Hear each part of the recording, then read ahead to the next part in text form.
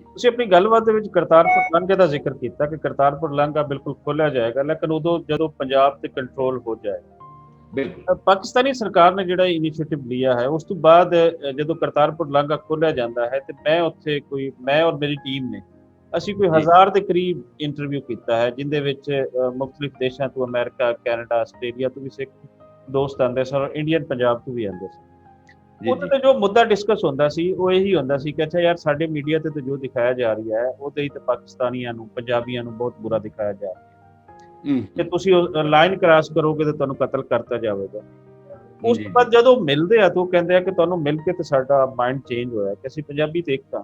ਬੇਸ਼ੱਕ 47 ਦੇ ਅੰਦਰ ਕਤਲਾਮ ਹੋਇਆ, ਸਾਰਾ ਕੁਝ ਹੋਇਆ, ਤੇ ਹਾਂਜੀ ਕਰਤਾਰਪੁਰ ਦਾ ਬੰਦ ਕਰਨਾ, ਕਿਆ ਉਸ ਸੋਚ ਨੂੰ ਬੰਦ ਕਰਨ ਦੀ ਉਹ ਜ਼ਿਹਨ ਸਾਜ਼ੀ ਨਹੀਂ ਹੈ ਇੰਡੀਅਨ ਸਰਕਾਰ ਦੀ, ਮੋਦੀ ਸਰਕਾਰ ਦੀ, ਕਿ ਜਦੋਂ ਇਹਨਾਂ ਦੀ ਮੇਲ ਵਰਤਨ ਨੂੰ ਵਧੇਗਾ ਤੇ ਇਹ ਸੋਚਾਂ ਜਿਹੜੀਆਂ ਹਨ, ਜਿਹੜੀਆਂ ਨਫ਼ਰਤ ਦੇ ਬੁਨਿਆਦਾਂ ਤੇ ਅਸੀਂ ਖੜੀਆਂ ਕੀਤੀਆਂ ਹੋਈਆਂ, ਇਹ ਢਹਿਣਗੀ।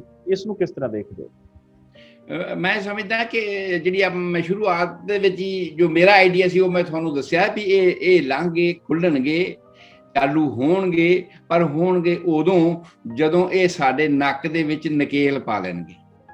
ਜਦੋਂ ਇਹ ਸਾਰੀਆਂ ਗੱਲਾਂ ਨੂੰ ਜਿਹੜੀਆਂ ਜ਼ਮੀਨਾਂ ਜਾਇਦਾਦਾਂ ਨੇ ਜਾਂ ਜਿਹੜੇ ਸਾਡੇ ਆਮਦਨ ਦੇ ਸੋਰਸ ਨੇ, ਉਹ ਸਾਰੇ ਆਮਦਨ ਦੇ ਸੋਰਸਿਸ ਨੂੰ ਆਪਣੇ ਕਬਜ਼ੇ ਵਿੱਚ ਕਰ ਲੈਣਗੇ, ਵਨ ਔਰ ਦੀ ਅਦਰ ਵੇ, ਕਿਸੇ ਵੀ ਤਰੀਕੇ ਦੇ। ਉਸ ਵੇਲੇ ਸਾਰੀਆਂ ਗੱਲਾਂ ਹੋਣੀਆਂ ਨੇ, ਕਿਉਂਕਿ ਵਪਾਰ ਜ਼ਮੀਨ ਇੱਥੋਂ ਦੀ ਜਿਹੜੀ ਹੁਣ ਕਾਸ਼ਤ ਹੁੰਦੀ ਹੈ, ਉਸ ਕਾਸ਼ਤ ਨੂੰ ਸੈਂਟਰ ਸਰਕਾਰ ਖਰੀਦ ਕੇ ਸਾਂਝੇ ਗੋਦਾਮ ਦੇ ਵਿੱਚ ਪਾ ਕੇ ਉਤੋਂ ਬਹਿਰੀਨ ਜਾਂ ਹੋਰ ਅਰਬ ਕੰਟਰੀਜ਼ ਦੇ ਵਿੱਚ ਜਾ ਕੇ ਇਹਨਾਂ ਨੂੰ ਵੇਚਦਾ ਆ।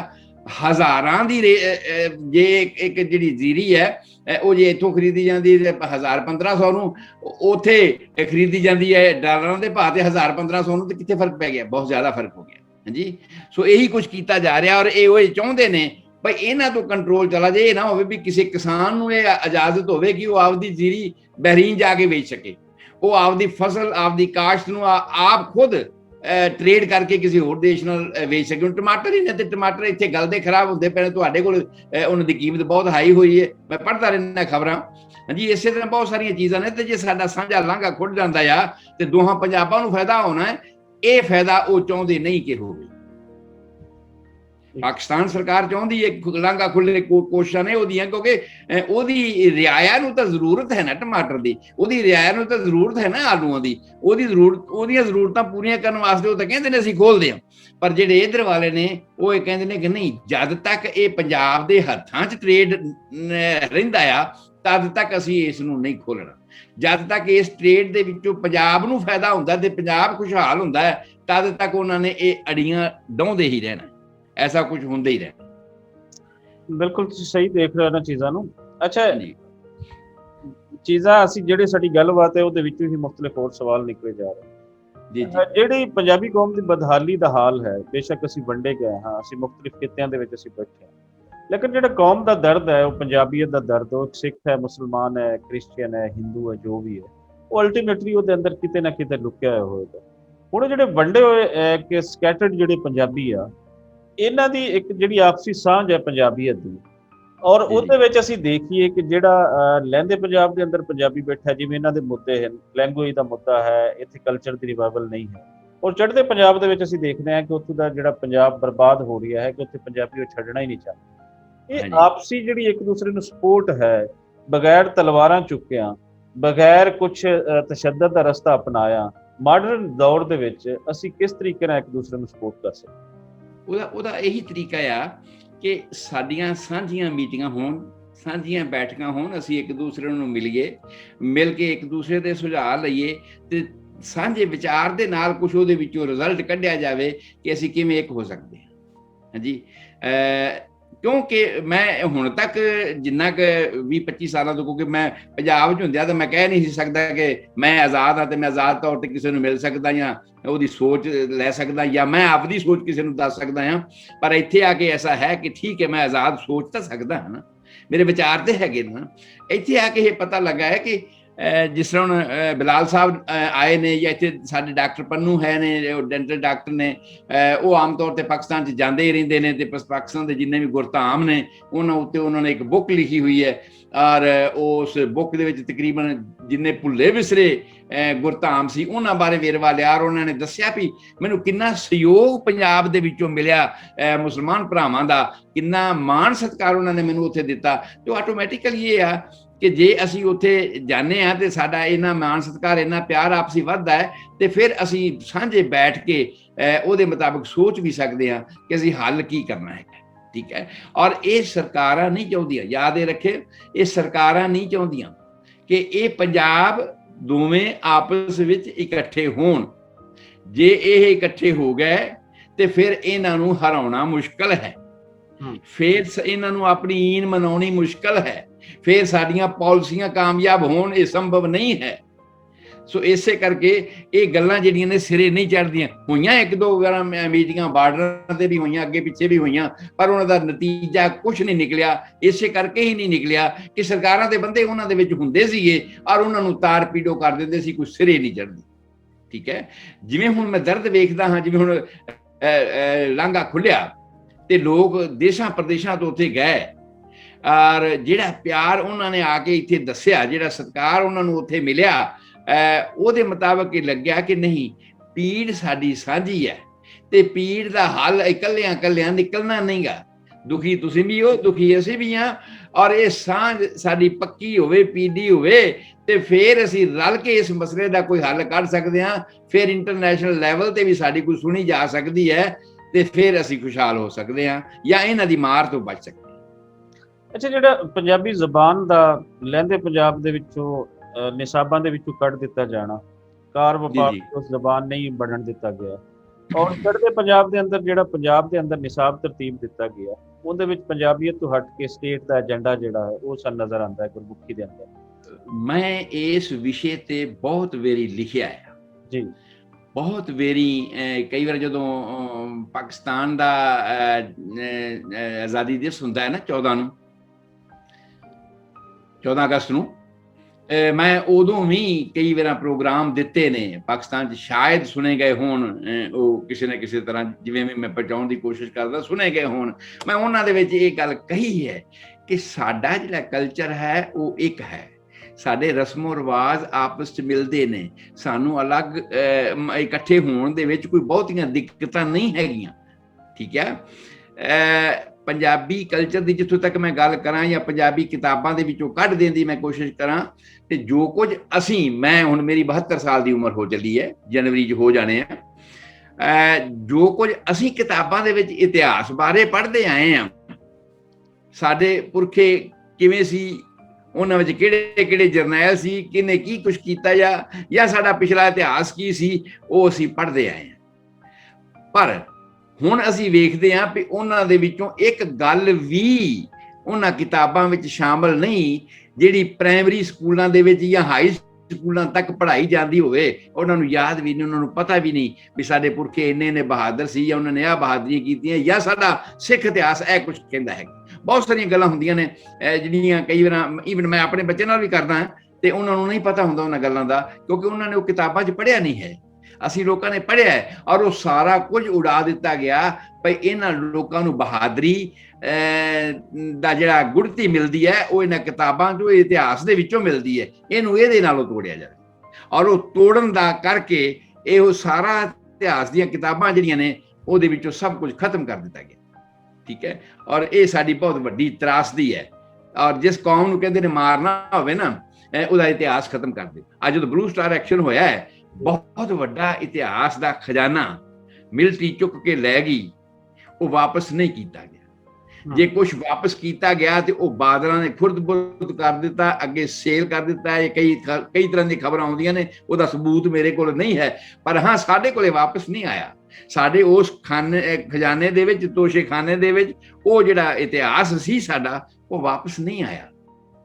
ਉਹ ਕਿੱਥੇ ਚਲੇ ਗਿਆ, ਪਾਸੇ ਕਿੱਥੇ ਰੱਖ ਦਿੱਤਾ ਗਿਆ। ਮਿਲਟਰੀ ਵਾਲੇ ਕਹਿੰਦੇ ਨੇ ਕਿ ਅਸੀਂ ਤੇ ਇਹਨਾਂ ਨੂੰ ਵਾਪਸ ਕਰ ਦਿੱਤਾ ਹੈ। ਇਹ ਜਿਹੜੇ ਵਾਰਸ ਨੇ ਇੱਥੋਂ ਦੇ, ਉਹ ਕਹਿੰਦੇ ਨੇ ਨਹੀਂ ਜੀ ਸਾਡੇ ਕੋਲੇ ਆਇਆ ਨਹੀਂ। ਰੌਲਾ ਪਾ ਕੇ ਵੀ ਠੀਕ ਹੋਣੀ, ਤੈਨੂੰ ਇੱਕ ਜਨਰੇਸ਼ਨ ਖਤਮ ਹੋ ਜੂਗੀ, 2 ਜਨਰੇਸ਼ਨਾਂ ਖਤਮ ਹੋ ਜਾਣਗੀਆਂ, ਆਪੇ ਇਹਨਾਂ ਨੂੰ ਯਾਦ ਭੁੱਲ ਜਾਏਗਾ। ਸੋ ਉਹ ਸਾਡਾ ਇਤਿਹਾਸ ਖਤਮ ਹੋ ਜਾਏਗਾ ਤੇ ਅਸੀਂ ਜ਼ੀਰੋ। ਸੋ ਇਹੀ ਕੁਝ ਕੀਤਾ ਜਾ ਰਿਹਾ ਹੈ ਪੰਜਾਬੀ ਬੋਲੀ ਦੇ ਨਾਲ। ਇਹੀ ਕੁਝ ਹੁਣ ਦੇਖੋ ਨਾ, ਪੰਜਾਬ ਦੇ ਵਿੱਚ ਹੀ ਐਸੇ ਸਕੂਲ ਨੇ ਜਿੱਥੇ ਕਈ ਵਾਰ ਇਹੋ ਜਿਹੀਆਂ ਕੰਪਲੇਂਟਸ ਆਈਆਂ ਨੇ ਕਿ ਬੱਚਿਆਂ ਨੂੰ ਆਖਿਆ ਵੀ ਜੇ ਤੁਸੀਂ ਸਕੂਲ 'ਚ ਪੰਜਾਬੀ ਬੋਲੀ ਤੇ ਤੁਹਾਡਾ ਨਾਂ ਕੱਟ ਦਿੱਤਾ ਜਾਊਗਾ ਜਾਂ ਤੁਹਾਨੂੰ ਇੰਨਾ ਜੁਰਮਾਨਾ ਕੀਤਾ ਜਾਊਗਾ। ਕਿੰਨੀ ਵੱਡੀ ਤਰਾਸਦੀ ਹੈ ਵੀ ਪੰਜਾਬ ਦੇ ਸਕੂਲ ਦੇ ਵਿੱਚ ਪੰਜਾਬੀ ਬੋਲਣ ਦੇ ਵਾਸਤੇ ਸਾਨੂੰ ਮਨਜ਼ੂਰੀ ਲੈਣੀ ਪਵੇ ਜਾਂ ਸਾਡੇ ਉੱਤੇ ਬੰਦਿਸ਼ ਹੋਵੇ। ਸੋ ਬੱਚਿਆਂ ਤੇ ਜਦੋਂ ਇਸ ਤਰ੍ਹਾਂ ਦੀਆਂ ਬੰਦਿਸ਼ਾਂ ਲੱਗਣਗੀਆਂ ਤਾਂ ਭਾਵ ਕੀ ਹੈ? ਉਹਦੇ ਪਿਛਲੇ ਪਾਸੇ ਕੋਈ ਹੋਰ ਮਨਸ਼ਾ, ਕੋਈ ਹੋਰ ਵਿਚਾਰ ਕੰਮ ਕਰ ਰਿਹਾ ਹੈਗਾ ਜਿਹੜਾ ਸਾਨੂੰ ਮਾਰ ਰਿਹਾ ਹੈ ਲਗਾਤਾਰ। ਤੇ ਜੇ ਸਾਡੇ ਸਰਕਾਰਾਂ ਵਾਲੇ ਜਾਂ ਜਿਵੇਂ ਹੁਣ ਸਰਕਾਰ ਕਾਂਗਰਸ ਦੀ ਰੀਸ਼ਫਲ ਹੋ ਰਹੀ ਹੈ ਜਿਹਦੇ ਵਿੱਚ ਸਿੱਧੂ ਸਾਹਿਬ ਹੈਗੇ ਨੇ, ਉਹਨਾਂ ਦੀ ਹੁਣ ਮੰਨਣ ਨਹੀਂ ਦੇ ਰਹੇ। ਕਿਉਂ ਨਹੀਂ ਮੰਨਣ ਦੇ ਰਹੇ? ਕਿ ਇਹਨੇ ਉਹ ਸਾਰੀਆਂ ਗੱਲਾਂ ਕਰਨੀਆਂ ਨੇ ਜਿਹੜੀਆਂ ਸਿੱਖ ਕੌਮ ਨੂੰ ਉੱਚਾ ਚੁੱਕਣਗੀਆਂ, ਜਿਹੜੇ ਸਿੱਖ ਕੌਮ ਦੇ ਇਤਿਹਾਸ ਨੂੰ ਰੀਨਿਊ ਕਰਕੇ ਤੇ ਅੱਗੇ ਫਿਰ ਲੈ ਕੇ ਆਉਣਗੀਆਂ। ਉਹ ਨਹੀਂ ਕਰਨ ਦਿੰਦੇ ਕਿਉਂਕਿ ਇਹਦੇ ਨਾਲ ਇਹ ਤਾਕਤਵਰ ਹੁੰਦੇ ਨੇ। ਸੋ ਇਹ ਸਾਰਾ ਕੁਝ ਪੰਜਾਬੀ ਬੋਲੀ ਦੇ ਨਾਲ ਉਹਨੂੰ ਬਹੁਤ ਵੱਡੀ ਮਾਰ ਜਿਹੜੀ ਹੈ ਉਹ ਪੰਜਾਬ ਦੇ ਵਿੱਚ ਵੱਜ ਰਹੀ ਹੈ ਕਿ ਕਿਤਾਬਾਂ ਦੇ ਵਿੱਚੋਂ ਇਤਿਹਾਸ ਖਤਮ ਕਰ ਦਿੱਤਾ ਗਿਆ। ਕਿਤਾਬਾਂ ਵਿੱਚੋਂ ਸਿੱਖ ਦੀ ਹੋਂਦ ਹੀ ਇੱਕ ਤਰ੍ਹਾਂ ਨਾਲ ਖਤਮ ਕਰ ਦਿੱਤੀ ਗਈ। ਜਦੋਂ ਤੁਹਾਨੂੰ ਸਕੂਲਾਂ 'ਚ ਪੰਜਾਬੀ ਨਹੀਂ ਬੋਲਣ ਦੇਣੀ ਤੇ ਆਟੋਮੈਟਿਕਲੀ ਖਤਮ ਹੋ ਜਾਣੀ। ਬਿਲਕੁਲ ਤੁਸੀਂ ਸਹੀ ਕਹਿੰਦੇ ਹੋ। ਕੋਈ 3 ਸਾਲ ਪਹਿਲੇ ਇੱਥੇ ਇੱਕ ਸਾਡੇ ਸਕੂਲ ਹੈ ਬੀਕਨ ਹਾਊਸ ਸਕੂਲ ਸਿਸਟਮ, ਉਹਨਾਂ ਨੇ ਨੋਟੀਫਿਕੇਸ਼ਨ ਜਾਰੀ ਕੀਤਾ ਸੀ ਜਿੰਦੇ ਵਿੱਚ ਪੰਜਾਬੀ ਬੋਲਣ ਤੇ ਔਰ ਇਸ ਨੂੰ ਵਲਗਰ ਲੈਂਗੁਏਜ ਉਹਨਾਂ ਨੇ ਦਿੱਤਾ। ਉਸ ਤੇ ਅਸੀਂ ਰਿਟ ਪਟੀਸ਼ਨ ਦਾਇਰ ਕੀਤੀ। ਲਾਹੌਰ ਹਾਈ ਕੋਰਟ ਨੇ ਸਾਡੇ ਹੱਕ ਦੇ ਵਿੱਚ ਫੈਸਲਾ ਦਿੱਤਾ ਕਿ ਇਸ ਤਰ੍ਹਾਂ ਦਾ ਕੋਈ ਨੋਟੀਫਿਕੇਸ਼ਨ ਅੱਗੇ ਤੋਂ ਕੋਈ ਸਕੂਲ ਸਿਸਟਮ ਉਹ ਜਾਰੀ ਨਹੀਂ ਕਰੇਗਾ।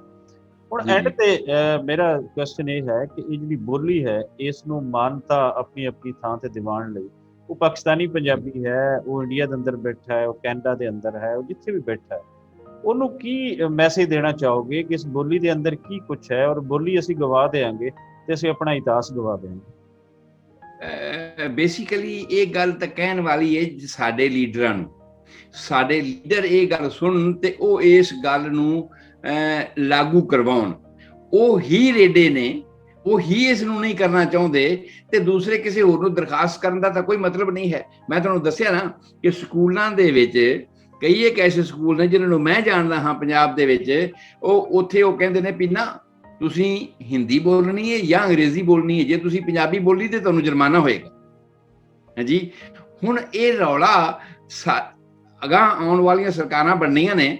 ਮੈਂ ਵੀ ਉਚੇਚੇ ਤੌਰ ਤੇ ਇਹ ਗੱਲ ਕਹਾਂਗਾ ਪੰਜਾਬ ਦੇ ਵਾਸੀਆਂ ਨੂੰ ਕਿ ਤੁਸੀਂ ਕੁਝ ਇੱਕ ਐਸੀਆਂ ਸ਼ਰਤਾਂ ਰੱਖੋ ਜਿਹੜੇ ਨੁਮਾਇੰਦੇ ਬਣਨ ਵਾਲੇ MLA ਹੈਗੇ ਤੁਹਾਡੇ ਕੋਲ ਆਉਂਦੇ ਨੇ ਉਹਨਾਂ ਦੇ ਸਾਹਮਣੇ ਕਿ ਤੁਸੀਂ ਮਾਂ ਬੋਲੀ ਵਿੱਚ ਸਾਡਾ ਇਤਿਹਾਸ ਪ੍ਰਾਇਮਰੀ ਤੋਂ 10ਵੀਂ ਤੱਕ ਲਿਖਵਾਓਗੇ ਔਰ ਉਹ ਬੱਚਿਆਂ ਨੂੰ ਪੜ੍ਹਾਓਗੇ, ਪੰਜਾਬੀ ਬੋਲੀ ਨੂੰ ਲਾਗੂ ਕਰਵਾਓਗੇ, ਦਫ਼ਤਰਾਂ ਦੇ ਵਿੱਚ ਪੰਜਾਬੀ ਬੋਲੀ ਬੋਲੀ ਜਾਵੇ। ਇਹ ਸਾਰਾ ਕਾਰੋਬਾਰ ਸਰਕਾਰਾਂ ਦਾ ਪੰਜਾਬੀ 'ਚ ਹੋਵੇ। ਇਹੋ ਜਿਹੀਆਂ ਗੱਲਾਂ ਅਗਰ ਉਹ ਕਰਵਾਉਣ, ਜਿਹੜੇ ਵੋਟਰ ਨੇ ਉਹ ਉਹਨਾਂ ਤੋਂ ਮਨਾਉਣ, ਉਹਨਾਂ ਤੋਂ ਇਹ ਕਸਮ ਖਵਾਉਣ, ਤੇ ਜੇ ਉਹ ਅੱਗੇ ਜਾ ਕੇ ਜਿੱਤ ਕੇ ਜਾਂਦੇ ਨੇ ਤੇ ਜੇ ਉਹ ਐਸਾ ਕਰਦੇ ਨੇ ਤਾਂ, ਕਿਉਂਕਿ ਇੱਥੇ ਹਾਮੀ ਭਰ ਜਾਣਾ ਗੱਲ ਕੁਝ ਵੱਖਰੀ ਹੈ, ਸਰਕਾਰਾਂ ਵਿੱਚ ਜਾ ਕੇ ਗੱਲ ਕਰਨੀ ਇਹ ਬੜੀ ਦਲੇਰੀ ਦੀ ਗੱਲ ਹੈ ਜਿਹੜੀ ਕੇਵਲ ਸਿੱਧੂ ਕਰ ਸਕਦਾ ਹੈ ਔਰ ਸਿੱਧੂ ਨੇ ਕੀਤੀ ਹੈ।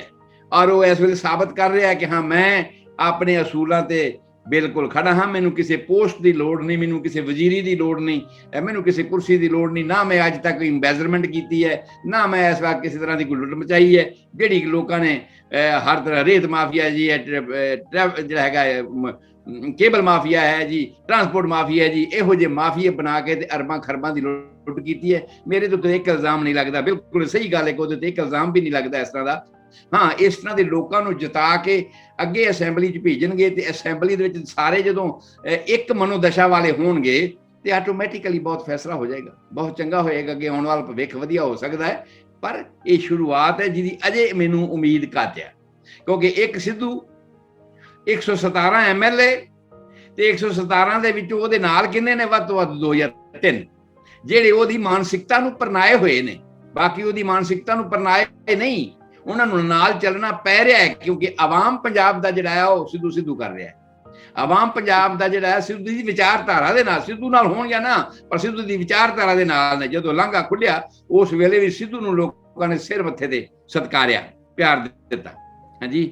ਔਰ ਹਜੇ ਪਤਾ ਨਹੀਂ ਕਿਉਂ ਸਿੱਧੂ ਇਹ ਹਿੰਮਤ ਨਹੀਂ ਕਰ ਰਿਹਾ ਕਿ ਬਣੀਆਂ ਬਣਾਈਆਂ ਗੱਲਾਂ, ਕਿਉਂਕਿ ਹੁਣ ਤੱਕ ਜਿੰਨੀਆਂ ਵੀ ਨਵੀਆਂ ਪਾਰਟੀਆਂ ਬਣਦੀਆਂ ਆਈਆਂ ਨੇ ਨਾ, ਸਥਾਪਿਤ ਪਾਰਟੀਆਂ ਤੋਂ ਇਲਾਵਾ, ਉਹ ਸਾਰੀਆਂ ਫੇਲ ਹੋਈਆਂ, ਉਹ ਕਾਮਯਾਬ ਨਹੀਂ ਹੋਈਆਂ। ਬਹੁਤ ਸਾਰੇ ਲੋਕਾਂ ਨੇ, ਬਹੁਤ ਸਾਰੇ ਲੀਡਰਾਂ ਨੇ ਇਹ ਕੋਸ਼ਿਸ਼ ਕੀਤੀ ਹੈ ਕਿ ਨਵੀਂ ਪਾਰਟੀ ਬਣਾ ਕੇ ਅਸੀਂ ਚੱਲੀਏ। ਸ਼ਾਇਦ ਉਹ ਸਿੱਧੂ ਦੇ ਮਨ 'ਚ ਇਹ ਡਰ ਬੈਠਿਆ ਹੋਇਆ ਕਿ ਕਿਤੇ ਮੈਂ ਐਸਾ ਹੋਵੇ ਵੀ ਮੈਂ ਪਾਰਟੀ ਬਣਾਵਾਂ ਤੇ ਮੈਂ ਫੇਲ ਨਾ ਹੋ ਜਾਵਾਂ ਤੇ ਇੱਥੋਂ ਜੋਗਾ ਵੀ ਨਾ ਰਹਾਂ, ਇਸ ਕਰਕੇ ਉਹ ਦਲੇਰੀ ਨਹੀਂ ਕਰ ਰਿਹਾ।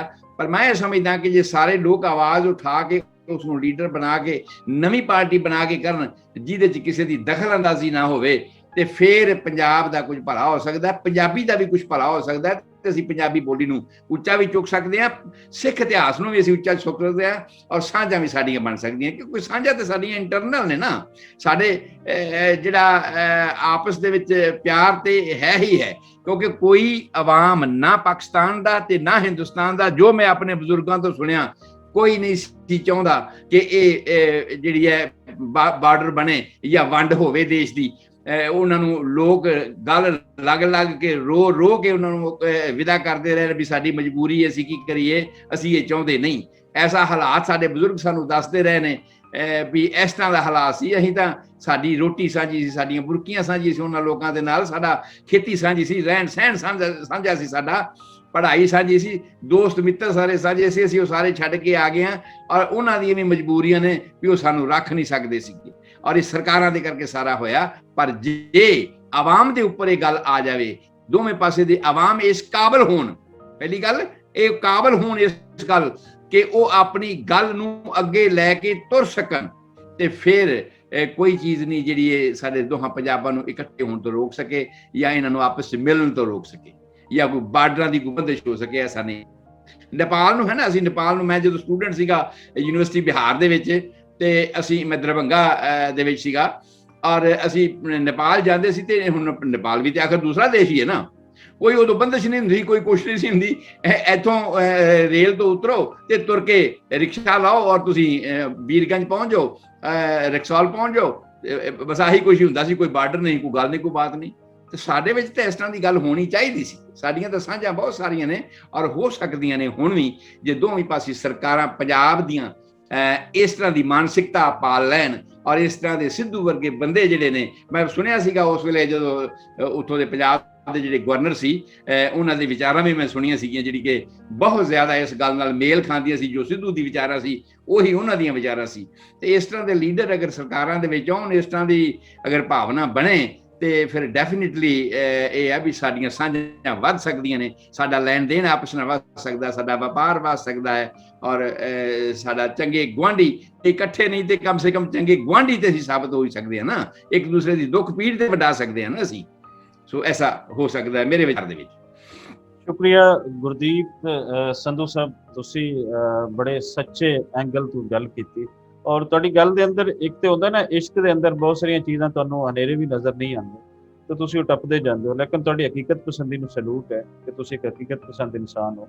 ਇਸ਼ਕ ਦੇ ਨਾਲ ਨਾਲ ਤੁਸੀਂ ਹਕੀਕਤ ਪਸੰਦੀ ਤੋਂ ਔਕੜਾਂ ਨੂੰ ਵੀ ਦੇਖ ਰਹੇ ਹੋ, ਜਿਹੜੀ ਇਸ ਟਾਈਮ ਪੰਜਾਬੀਆਂ ਦੇ ਸਾਹਮਣੇ ਹੁਣ ਖੜੀਆਂ ਹੈ, ਔਰ ਇਹ ਤੁਹਾਡਾ ਮੈਸੇਜ ਜਦੋਂ ਇੱਕ ਆਮ ਪੰਜਾਬੀ ਤੱਕ ਜਾਏਗਾ ਤੇ ਉਸ ਨੂੰ ਯਕੀਨਨ ਸਮਝਣ ਦੇ ਵਿੱਚ ਮਦਦ ਮਿਲੇਗੀ ਕਿ ਸਾਡੇ ਨਾਲ ਖੇਡ ਕੀ ਖੇਡੀ ਗਈ ਹੈ। ਯਕੀਨਨ ਅਸੀਂ ਤੁਹਾਨੂੰ ਨੈਕਸਟ ਹੋਰ ਮੁੱਦਿਆਂ ਤੇ ਵੀ ਇਹਨਾਂ ਤੇ ਗੱਲਬਾਤ ਕਰਦੇ ਰਹਾਂਗੇ, ਔਰ ਤੁਹਾਡੀ ਲਾਈਫ ਦੇ ਨਾਲ ਜੁੜਾ ਹੋਇਆ ਜਿਹੜਾ ਕਿ ਤੁਸੀਂ ਲੋਕਾਂ ਦੇ ਭਲੇ ਵਾਸਤੇ ਇੱਕ ਹੋਮਿਓਪੈਥੀ ਫੀਲਡ ਜੁੜੀ, ਔਰ ਉਹਦੇ ਵਿੱਚ ਜੋ ਕੰਮ ਕੀਤਾ, ਉਹ ਅਸੀਂ ਨੈਕਸਟ ਤੁਹਾਡੇ ਨਾਲ ਗੱਲਬਾਤ ਕਰਾਂਗੇ। ਤੇ ਤੁਹਾਡੇ ਟਾਈਮ ਦੇਣ ਦਾ ਬਹੁਤ ਸ਼ੁਕਰੀਆ। ਲਾਸਟ ਤੇ ਤੁਸੀਂ ਅਗਰ ਕੁਝ ਸਾਡੇ ਸੁਣਨ ਵਾਸਤੇ ਕਹਿਣਾ ਚਾਹੋ। ਮੈਂ ਇਹੀ ਕਹਿਣਾ ਚਾਹਾਂਗਾ ਕਿ ਪੰਜਾਬ ਦੇ ਲੋਕ ਦੋਵੇਂ ਪਾਸੇ ਇੱਕ ਦੂਸਰੇ ਨਾਲ ਗਲਵਕੜੀਆਂ ਪਾਉਣ ਨੂੰ ਤਿਆਰ ਨੇ। ਪੰਜਾਬ ਦੇ ਲੋਕ ਇੱਕ ਦੂਸਰੇ ਨੂੰ ਮਿਲਣ ਵਰਤਣ ਨੂੰ ਤਿਆਰ ਨੇ, ਸਿਰਫ ਸਰਕਾਰਾਂ ਉਹਦੇ ਵਿੱਚ ਰੌਲਾ ਨੇ, ਸਰਕਾਰਾਂ ਉਹਨਾਂ ਦੇ ਵਿੱਚ ਰੁਕਾਵਟ ਨੇ, ਤੇ ਉਹਨਾਂ ਰੁਕਾਵਟਾਂ ਨੂੰ ਅਸੀਂ ਇੱਕ ਮੁੱਠ ਹੋ ਕੇ ਦੂਰ ਕਰ ਸਕਦੇ ਹਾਂ। ਔਰ ਉਹ ਸਾਂਝਾਂ ਜਿਹੜੀਆਂ ਇੱਕ ਵਾਰ ਟੁੱਟ ਗਈਆਂ 1947 ਦੇ ਵਿੱਚ, ਬੇਸ਼ੱਕ ਬਾਰਡਰ ਰਹਿਣ, ਪਰ ਉਹ ਸਾਂਝਾਂ ਅਸੀਂ ਫਿਰ ਦੁਬਾਰਾ ਰੀਨਿਊ ਕਰ ਸਕਦੇ ਹਾਂ, ਅਸੀਂ ਉਹ ਪਿਆਰ ਫਿਰ ਇੱਕ ਦੂਸਰੇ ਦੇ ਨਾਲ ਪੈਦਾ ਕਰ ਸਕਦੇ ਹਾਂ। ਮੈਂ ਤੁਹਾਨੂੰ ਦੱਸਿਆ ਨਾ, ਜਿਵੇਂ ਬਿਲਾਲ ਸਾਹਿਬ ਹੋਰਾਂ ਬਾਰੇ ਆਇਆ, ਔਰ ਇੰਨਾ ਜ਼ਿਆਦਾ ਪਿਆਰ, ਇੰਨਾ ਜ਼ਿਆਦਾ ਉਹ ਮੋਹ ਵਿਖਾਉਂਦੇ ਨੇ, ਲੱਗਦਾ ਹੀ ਨਹੀਂ ਹੈ ਕਿ ਉਹ ਕਿਸੇ ਹੋਰ ਦੇਸ਼ ਚੋਂ ਆਏ ਨੇ ਤੇ ਮੈਂ ਕਿਸੇ ਹੋਰ ਦੇਸ਼ ਦਾ ਹਾਂ। ਬਿਲਕੁਲ ਬਹੁਤ ਸ਼ੁਕਰੀਆ ਸਰ। ਸਮਝਦਾ ਵੀ ਉਹ ਪ੍ਰੋਗਰਾਮ ਸ਼ਾਇਦ ਸੁਣ ਰਹੇ ਹੋਣਗੇ, ਕਿਉਂਕਿ ਰਾਏ ਬੁਲਾਰ ਭੱਟੀ ਪਰਿਵਾਰ ਜਿਹੜਾ ਹੈ ਨਾ, ਉਹ ਸਿੱਖਾਂ ਵਾਸਤੇ ਬਹੁਤ ਮੁਕੱਦਸ ਪਰਿਵਾਰ ਹੈ, ਜਿਨ੍ਹਾਂ ਨੇ ਗੁਰੂ ਨਾਨਕ ਨੂੰ ਪਹਿਲੀ ਨਜ਼ਰੇ ਪਛਾਣਿਆ ਤੇ ਉਸ ਤੋਂ ਬਾਅਦ 500 ਏਕੜ ਜ਼ਮੀਨ ਵੀ ਉਹਦੇ ਨਾਂ ਕੀਤੀ। ਔਰ ਉਸ ਤੋਂ ਬਾਅਦ ਉਹ ਜਿਹੜਾ ਰੌਲਾ ਚੱਲਦਾ ਰਿਹਾ ਪਾਕਿਸਤਾਨ ਦੇ ਵਿੱਚ, ਮੈਂ ਉਹਦੇ ਨਾਲ ਪਲ ਪਲ ਜੁੜਿਆ ਰਿਹਾ। ਔਰ ਸੁਪਰੀਮ ਕੋਰਟ ਦੇ ਵਿੱਚੋਂ ਜਦੋਂ ਕੇਸ ਉਹਨਾਂ ਨੇ ਵਿਦਡਰਾ ਵੀ ਕੀਤਾ, ਸਾਰੀ ਗੱਲ ਖਤਮ ਹੋਈ, ਮੈਂ ਉਹ ਸਾਰੀ ਚੀਜ਼ ਦੇ ਨਾਲ ਪੂਰਾ ਜੁੜਿਆ ਰਿਹਾ ਇਸ ਗੱਲ ਦੇ ਨਾਲ। ਔਰ ਬੜਾ ਮਾਣ ਹੈ, ਬਹੁਤ ਸਤਿਕਾਰ ਹੈ ਕਿ ਗੁਰੂ ਨਾਨਕ ਦੇ ਨਾਂ ਤੇ ਉਹਨਾਂ ਨੇ ਜੋ ਵੀ ਕੁਝ ਕੀਤਾ, ਔਰ ਜਿਹੜੇ ਸਕੂਲ ਚੱਲਦੇ ਪਏ ਨੇ ਜਾਂ ਕਾਲਜ ਚੱਲਦੇ ਪਏ ਨੇ ਜਾਂ ਜੋ ਵੀ ਕੁਝ ਚੱਲਦਾ ਪਿਆ ਉਹਨਾਂ ਦੇ ਨਾਲ, ਇਹ ਉਹਨਾਂ ਦਾ ਮਾਣ ਹੈ। ਹਾਂਜੀ, ਸੋ ਮੇਰਾ ਸਤਿਕਾਰ ਮੈਂ ਸਮਝਦਾ ਉਹਨਾਂ ਤੱਕ ਤੁਹਾਡੇ ਇਸ ਪ੍ਰੋਗਰਾਮ ਦੇ ਰਾਹੀਂ ਪਹੁੰਚ ਜਾਏਗਾ। ਸਾਡੇ ਦਿਲਾਂ 'ਚ ਮੇਰੇ ਵਾਂਗ ਹੋਰ ਵੀ ਸਿੱਖਾਂ ਦੇ ਦਿਲਾਂ ਦੇ ਵਿੱਚ ਉਹਨਾਂ ਦਾ ਬਹੁਤ ਮਾਣ ਸਤਿਕਾਰ ਹੈ। ਤੇ ਮੈਂ ਸਮਝਦਾ ਵੀ ਉਹਨਾਂ ਨੇ ਅਗਲੀ ਵਾਰ ਜਦ ਆਉਣਾ ਮੇਰੇ ਕੋਲ ਸਟੇ ਵੀ ਕਰਨਾ ਆ, ਤੇ ਜਦ ਕਦੀ ਮੇਰੀ ਨਸੀਬ ਵਿੱਚ ਹੋਇਆ ਵੀ ਮੈਂ ਉਹਨਾਂ ਥਾਵਾਂ ਦਾ ਪਾਣੀ ਪੀਣਾ ਜਿੱਥੇ ਮੇਰੇ ਬਜ਼ੁਰਗ ਪਾਣੀ ਪੀਂਦੇ ਰਹੇ, ਜਿਨ੍ਹਾਂ ਨਲਕਿਆਂ ਤੋਂ, ਜਿਨ੍ਹਾਂ ਖੂਹਾਂ ਤੋਂ, ਉੱਥੋਂ ਦਾ ਪਾਣੀ ਮੈਂ ਵੀ ਪੀਣਾ ਹੈ, ਜਦ ਨਸੀਬ ਵਿੱਚ ਹੋਇਆ ਤੇ ਮੈਂ ਵੀ ਤੁਹਾਨੂੰ ਵੀ ਮਿਲਾਂਗਾ, ਉਹਨਾਂ ਨੂੰ ਵੀ ਮਿਲਾਂਗਾ ਜ਼ਰੂਰ। ਜੀ ਆਇਆਂ ਨੂੰ ਸਰ, ਔਰ ਬਹੁਤ ਸ਼ੁਕਰੀਆ।